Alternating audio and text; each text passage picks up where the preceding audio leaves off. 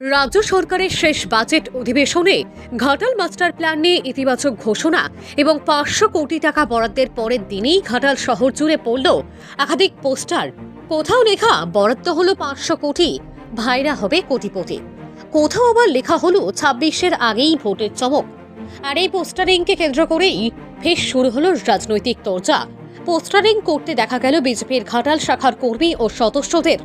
অন্যদিকে এর বিরোধিতা করে তৃণমূলের স্পষ্ট বক্তব্য, যারা মানুষের পাশে থাকতে চায় না তারাই ঘাটাল মাস্টার প্ল্যানের বিরোধিতা করবে। মমতা বন্দ্যোপাধ্যায় যেখানে কথা দেন সেখানে কথা রাখেন। ঘাটাল মাস্টার প্রাইম হচ্ছে, কেউ আটকাতে পারবে না।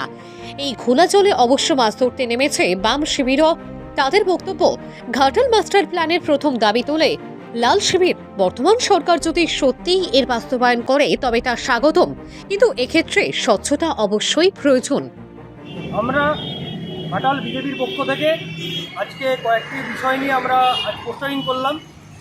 আমরা দেখেছি গতকাল বাজেট পাস হয়েছে, কিন্তু সেখানে স্বাস্থ্য, শিক্ষা এবং বেকার কর্মসংস্থান নিয়ে কোনো উল্লেখ নেই। আমরা দেখেছি যে দীর্ঘদিনের যে আন্দোলন ঘাটাল মাস্টার প্ল্যান নিয়ে, সেখানে মাত্র 500 কোটি টাকা বরাদ্দ করেছে রাজ্য সরকার, যেখানে 2022 সালে কেন্দ্র সরকার 1500 কোটি টাকা বরাদ্দ করে রেখেছিল এবং পরবর্তী ক্ষেত্রে আরও 1000 কোটি টাকা দেওয়ার কথা বলেছিল। সেইখানে কাজ না করে মাত্র 500 কোটি টাকাতে কিভাবে এই ঘাটাল মাস্টার প্ল্যান হবে, আমাদের প্রশ্ন সেখানে। অভিষেক বাবু বলে গেছিলেন 1500 কোটি টাকা দেবেন, সেই টাকাও উনি দিতে পারলেন না। পশ্চিমবঙ্গের বর্তমান যে অবস্থা, দিকে দিকে যেভাবে ক্ষতির দিকে এগোচ্ছে, আমরা সেই বিষয়ে আন্দোলন করছি। আর প্রথমে কি বলবো, আগে ধন্যবাদটা জানাই দিদিকে ঘাটাল মাস্টার প্ল্যানের জন্য। দিদি একমাত্র বাংলার জননেত্রী, যিনি ঘাটালের কথা ভেবেছেন এবং দীর্ঘদিনের ঘাটালের বঞ্চনা থেকে ঘাটালের মানুষকে মুক্তি দেওয়ার জন্য 500 কোটি টাকা বরাদ্দ করেছেন। তোমার যে প্রশ্ন, দিদিকে অনেক ধন্যবাদ জানাই। তোমার প্রশ্নের সঙ্গে বলি যে বিজেপিও কিন্তু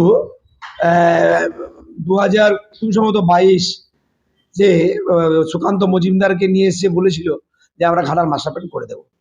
তারপরে 3টে বাজেট গেছে, 3টে বাজেটে কিন্তু 1 টাকা পয়সা বরাদ্দ হয়নি। চেয়েছিল যে আমরা করে দেব, কিন্তু অ্যাকচুয়ালি যেটা বাস্তব, বিজেপি কখনো উন্নয়ন চায় না, ঘাটালের মানুষ ভালো থাকুক বিজেপিটা চায় না। ওরা যেটা দুর্নীতি কথা এখন থেকে তুলে ধরার চেষ্টা করছে, অ্যাকচুয়ালি যারা ঘাটালের উন্নয়ন চায় না, বাংলার উন্নয়ন চায় না, বাংলার 1000 কোটি টাকা প্রাপ্য সেটাকে দিচ্ছে না, উল্টে ঘাটালের মাস্টার প্ল্যান উপকৃত হলে, রূপায়ণ হলে মানুষ উপকৃত হবে, সেটা যাতে বানচাল হয়ে যায় তার জন্য পোস্টারিং শুরু করে দিয়েছে। এই হচ্ছে বিজেপির কালচার। মানুষের সঙ্গে নেই, মানুষ ওদের পাশে নেই। ওরা বুঝতে পেরে গেছে শীতল কপাটের প্রায় মেয়াদ শেষ হতে চললো, ও ঘাটালে উন্নয়নের জন্য 5 পয়সা খরচা করতে পারেনি, ও কিছু করেনি, শুধু উল্টে পোস্টারিং করে করে ঘাটালের মানুষকে বিভ্রান্ত করছে।